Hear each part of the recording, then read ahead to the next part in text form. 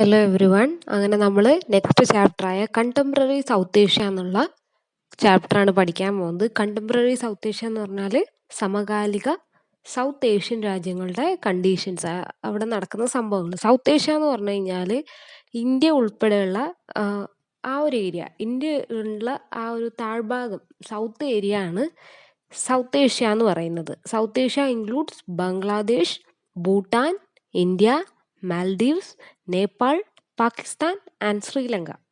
Okay, മനസ്സിലായല്ലോ ഏതൊക്കെ രാജ്യങ്ങളാണ്? Bangladesh, Bhutan, India, Maldives, Nepal, Pakistan and Sri Lanka. അപ്പോൾ ഇത്രയും രാജ്യങ്ങളാണ് ആ ഒരു ഏരിയയിൽ വരുന്നത്. ചൈനേനെ കൂട്ടുന്നില്ല, കാരണം ചൈനയെ സെപ്പറേറ്റ് ഒരു ആൾട്ടർനേറ്റീവ് പവർ ആയിട്ടാണ് നമ്മൾ കാണുന്നത്. മാത്രമല്ല പിന്നെ മ്യാൻമാറിനെയും ഇൻക്ലൂഡ് ചെയ്യുന്നില്ല. കാരണം എന്താണെന്ന് വെച്ച് കഴിഞ്ഞാൽ നേപ്പാളൊക്കെ എന്താണ്, മ്യാൻമാർ ഒരു ആസിയാൻ മെമ്പറാണ് അല്ലേ. ഇന്ത്യ കരാർ ഒപ്പിട്ടിട്ടുണ്ടെങ്കിലും ആസിയാനായിട്ട് മെമ്പർ പോലെയല്ല. പിന്നെ മ്യാൻമാർ ഒരു ആസിയാൻ മെമ്പർ ആയതുകൊണ്ട് മ്യാൻമാറിനെ ഉൾപ്പെടുത്തുന്നില്ല. മ്യാൻമാർ ഏതാണെന്ന് നിങ്ങൾക്ക് മനസ്സിലായെന്ന് വിചാരിക്കുന്നു. അതുപോലെ അഫ്ഗാനിസ്ഥാനെയും ചേർക്കുന്നില്ല. ഇന്ത്യയുടെ പാകിസ്ഥാൻ്റെ അടുത്തായിട്ട് തന്നെയാണ് അഫ്ഗാനിസ്ഥാൻ വരുന്നത്. പക്ഷേ അതിനെ വെസ്റ്റ് ഏഷ്യയിലാണ് കൺസിഡർ ചെയ്യുന്നത്. ഓക്കെ, ഇന്ത്യൻ സബ് കോണ്ടിനെന്റിലുള്ള കൺട്രീസ് ആണ് സൗത്ത് ഏഷ്യ എന്നറിയപ്പെടുന്നതെങ്കിലും രണ്ട് രാജ്യങ്ങളെ നമ്മളതിൽ ചേർക്കുന്നില്ല, അഫ്ഗാനിസ്ഥാൻ്റെയും പിന്നെ മ്യാൻമാറിനെയും. ബിക്കോസ് എന്തെന്ന് വെച്ച് കഴിഞ്ഞാൽ ഒരാൾ ആസിയാൻ മെമ്പറാണ്, പിന്നെ ഒരാൾ വെസ്റ്റ് ഏഷ്യയിലാണ് വരുന്നത്. ജോഗ്രഫിക്കലി നമ്മൾ മാപ്പൊക്കെ നോക്കുമ്പോൾ അങ്ങനെയാണെങ്കിലും അത് വരുന്നത് വെസ്റ്റ് ഏഷ്യയിലാണ്. അപ്പോൾ ടോട്ടൽ കൺട്രീസ് നിങ്ങൾക്ക് ഏതൊക്കെയാണെന്ന് മനസ്സിലായെന്ന് വിചാരിക്കുന്നു. Bangladesh, Bhutan, India, Maldives, Nepal, Pakistan and Sri Lanka. So 1947 ഇന്ത്യക്ക് സ്വാതന്ത്ര്യം ലഭിച്ചു, അതുപോലെ പാകിസ്ഥാനും സ്വാതന്ത്ര്യം ലഭിച്ചു. അപ്പോൾ നമ്മൾ ഈ ഓരോ രാജ്യങ്ങളും, ഈ പറഞ്ഞ Bhutan, Bangladesh, India, Maldives, Nepal, Pakistan and Sri Lanka, ഇവിടെയുള്ള ഭരണം എങ്ങനെയായിരുന്നു, ഓരോ രാജ്യത്തും എങ്ങനെയായിരുന്നു അവരുടെ ഇൻഡിപെൻഡൻസിന് ശേഷം, കൊളോണിയലിസത്തിന് ശേഷം അവിടെ ഏത് കണ്ടീഷനിലാണ് ഉള്ളതെന്നാണ് നമ്മൾ ഈ ഫുൾ ചാപ്റ്റർ നോക്കുന്നത്. അപ്പം അതിൽ നമ്മൾ പാകിസ്ഥാൻ്റെ കാര്യമാണ് ആദ്യം പറയുന്നത്, പിന്നെ ബംഗ്ലാദേശ്, അങ്ങനെ ഓരോ രാജ്യത്തിൻ്റെ നമ്മൾ പഠിക്കും.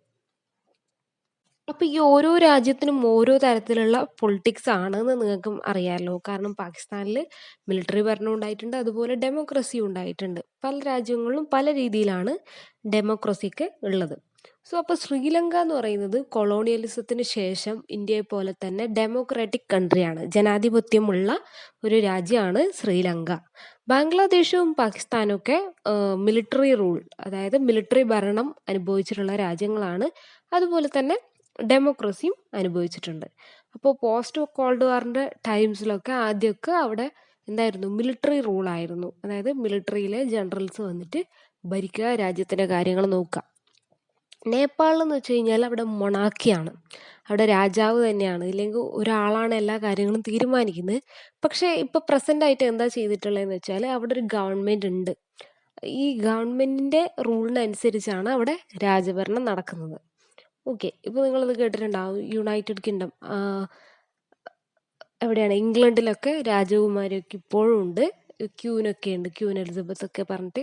പക്ഷെ അവിടെ ഇപ്പോഴും ഏതാണ്, സാധാ ഡെമോക്രാറ്റിക് കൺട്രി തന്നെയാണ്, പക്ഷെ രാജഭരണവും ഉണ്ട്. ഓക്കെ, അതുപോലെ തന്നെയാണ് നേപ്പാളിൻ്റെ അവസ്ഥ.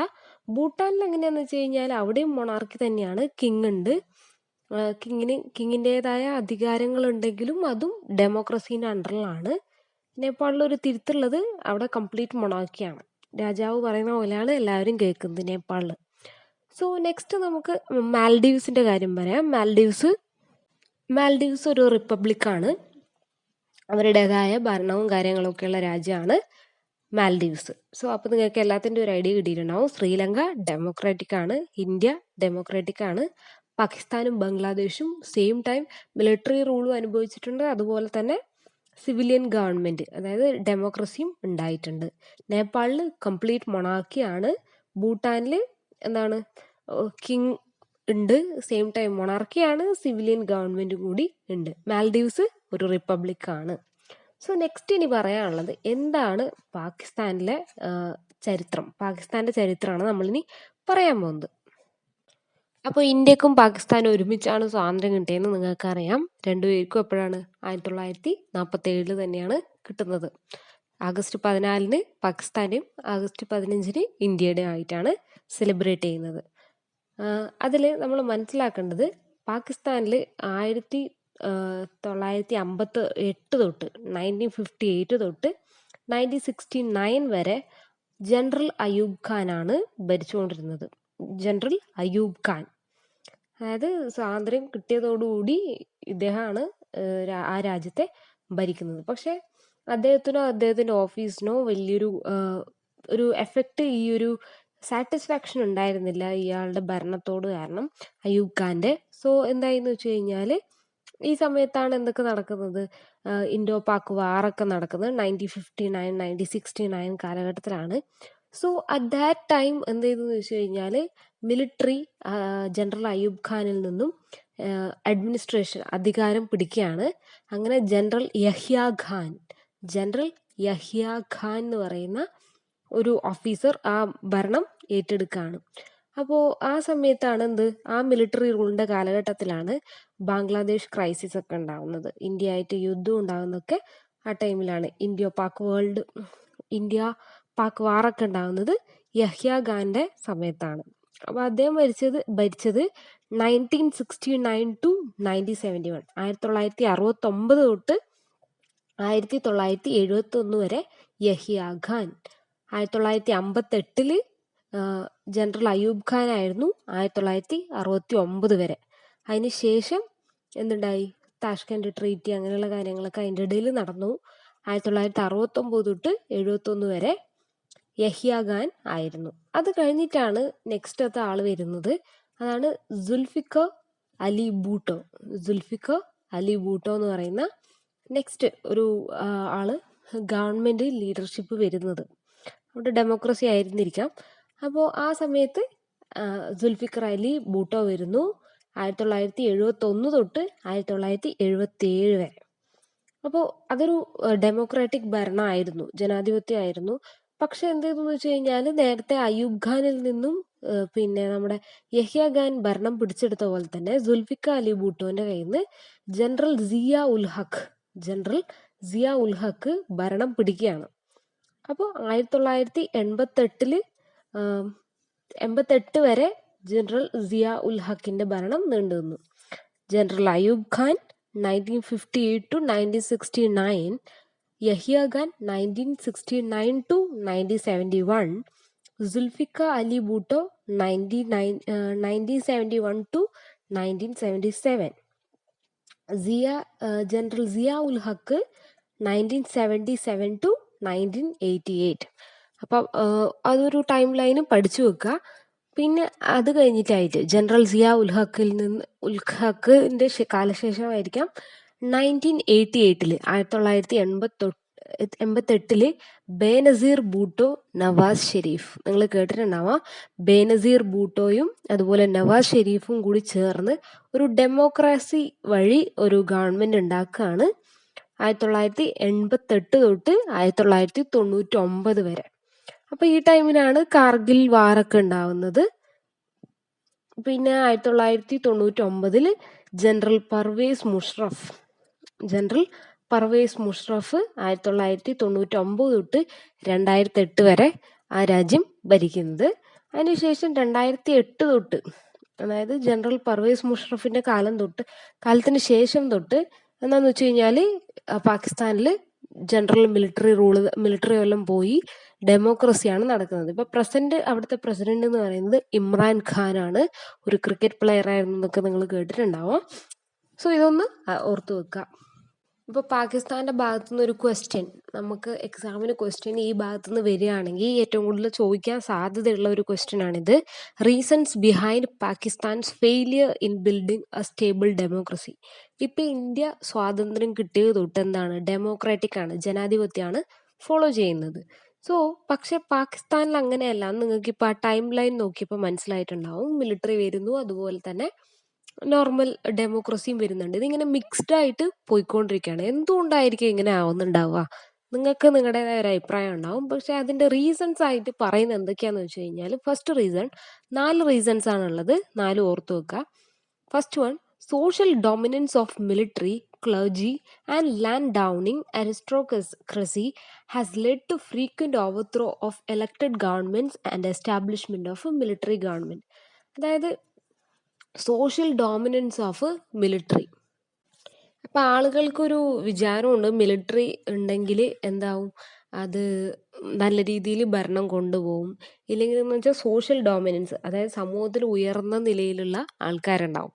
അപ്പം അവരുടെ കൺട്രോളിലായിരിക്കും ഡെമോക്രസി പോവാന്നുള്ളത് കൊണ്ട് മിലിറ്ററി റൂളാണ് നല്ലതെന്ന് അവിടുത്തെ ജനങ്ങൾ തന്നെ വിചാരിച്ചിരുന്നു. അതാണ് ഇതുകൊണ്ട് ഉദ്ദേശിക്കുന്നത്. And landowning aristocracy has led to frequent overthrow of elected. പിന്നെ അടുത്തതെന്ന് വെച്ച് കഴിഞ്ഞാൽ, Pakistan's conflict with India has made pro military groups more powerful. അപ്പോൾ ഇടക്കിടക്ക് ഇന്ത്യ ആയിട്ട് യുദ്ധം ഉണ്ടാകുന്നുണ്ട് അല്ലേ പാകിസ്ഥാൻ. പല രീതിയിലുള്ള പ്രശ്നങ്ങൾ ഉണ്ടാകുന്നുണ്ട്.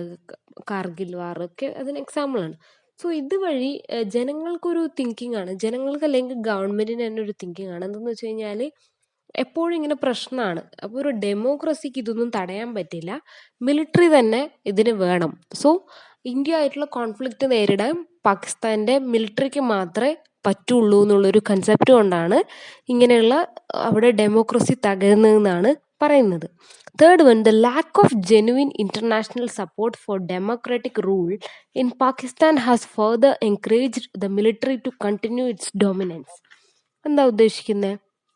അതായത് എല്ലാവരും, മറ്റു പല രാജ്യങ്ങളും ഇപ്പോൾ US പോലെയുള്ള വലിയ ശക്തികൾ എന്ത് ചെയ്യുന്നു വെച്ച് കഴിഞ്ഞാൽ മിലിറ്ററി റൂളിനെ എൻകറേജ് ചെയ്യുന്നു. കാരണം എന്താ, ഒരു മിലിറ്ററി ആണ് ഉണ്ടാവുന്നതെങ്കിൽ എപ്പോഴും ഫൈറ്റ് ഉണ്ടാവും.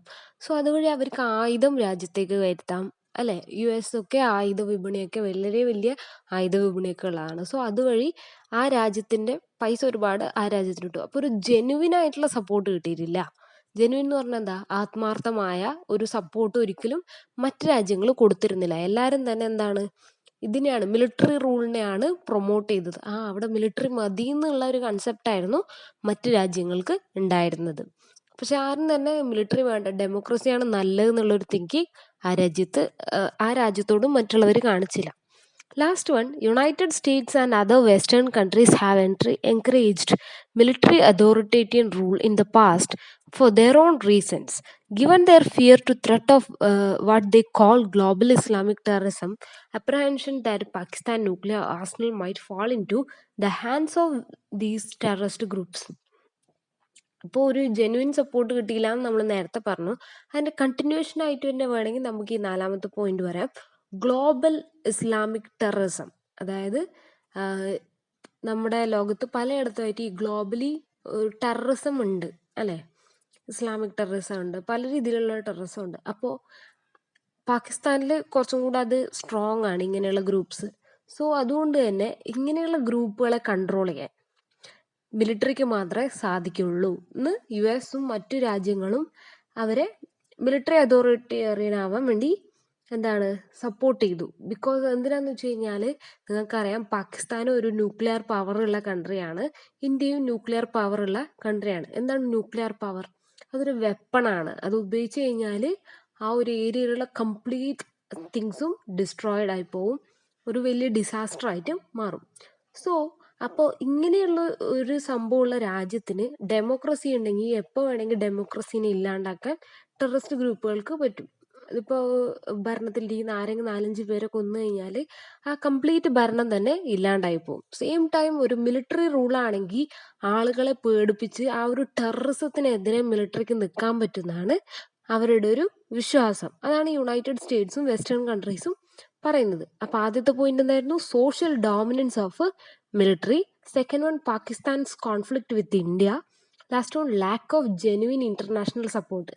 അപ്പോൾ UN അതുപോലെയുള്ള സംഘടനകളൊന്നും ഇവർ ഒരുപാട് നല്ല രീതിയിൽ സപ്പോർട്ട് ചെയ്തിരുന്നില്ല, ഒരു ആത്മാർത്ഥമായിട്ട് ആ രാജ്യത്തെ സംരക്ഷിക്കാനുള്ള ഒരു കാര്യം ചെയ്തിരുന്നില്ല എന്നാണ് തേർഡ് പോയിന്റ്.